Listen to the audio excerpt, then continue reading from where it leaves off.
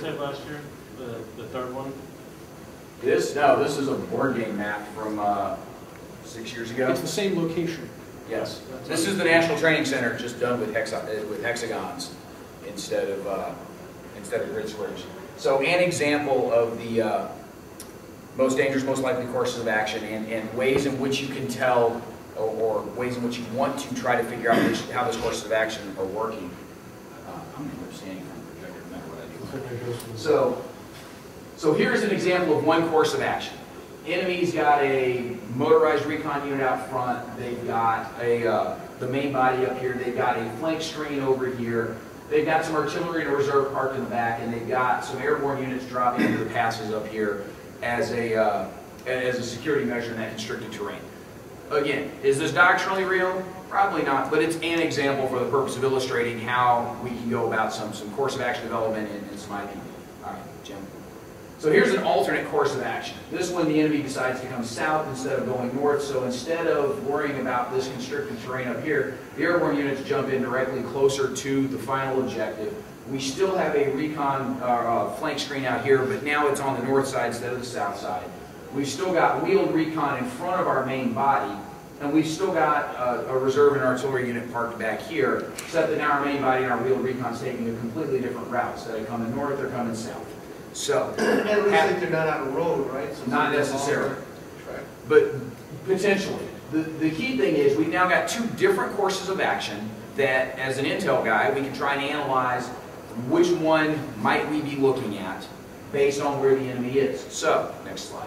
One of the first things you want to do is identify what's different about the two. So we take both these courses of action, put them on the map together. I've either got airborne units here or airborne units here. So that's one thing that I can go look for. I can either put somebody up here to see if I got airborne units showing up here. Maybe that's course of action 1. Or I'm looking for airborne units down here. Maybe that's course of action 1. The other thing I can look for is I go look for this wheeled recon unit. Is he coming through this direction or is he coming from the south? Because I know that wheeled recon leads the main body. Where I see the wheeled recon, the main body should be following. So that's another indicator of which course of action we can be looking for. So what I want to do as an intel guy, working with my maneuver guy who's got recon assets to move around the map, tell them, hey, I need eyes on here by this time so that I can tell you whether or not something's there and what's there and what I can be looking for. All right, next slide. If I've got things that I know are going to be the same no matter which course of action, treat those as engagement areas, treat those as pre-planned targets. No matter which course of action the enemy is using, I'm expecting the artillery and the reserve to be back here somewhere. Put a target on it for the artillery guys. They may never shoot it, but at least you've pre-planned some fires there that you could potentially use. No matter what, I'm expecting to see an armored recon unit through this narrow valley. So even if I've got eyes on there and I see an armored recon unit, yay, I found an armored recon unit. Does that tell me anything about which course of action he's doing? No, I found an armored recon unit. So plan to shoot there, because no matter what, you're expecting to see something there, but that alone is not a sufficient indicator of which of these two courses of action the enemy is using. Questions, comments, obscene remarks? Sorry, yes, sir. I'm wondering, is any chance to send to dispatch some of the artillery to follow some of those forward movements? For them? Yeah. Potentially. I mean, it's all according to what their doctrine is. This is not based on real doctrine. This is two courses of action I threw on a map simply to illustrate how you might go about identifying the differences between the two.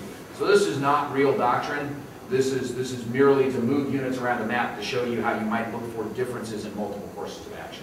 So it's entirely possible they could do that. Your S2's got to tell you a little bit of that based on the briefing packet he gets on how the enemy's going to fight. A side note in here, when you guys get to course of action development, which we're going to do in a very abbreviated manner, one of the things that I'm looking for is for you guys to come up with 3 distinguishable courses of action. These are clearly different. Main axis of attack is there, main axis of attack is there. Sitting there, I sometimes struggle with people who say, all right, well, course of action 1 is we're going to punch on the right. Course of action 2 is we're going to punch really hard on the right. I'm saying to say, for the level we're doing, these are the same course of action. You need to be looking at things that are as different as right, left, and center, and then you can move those.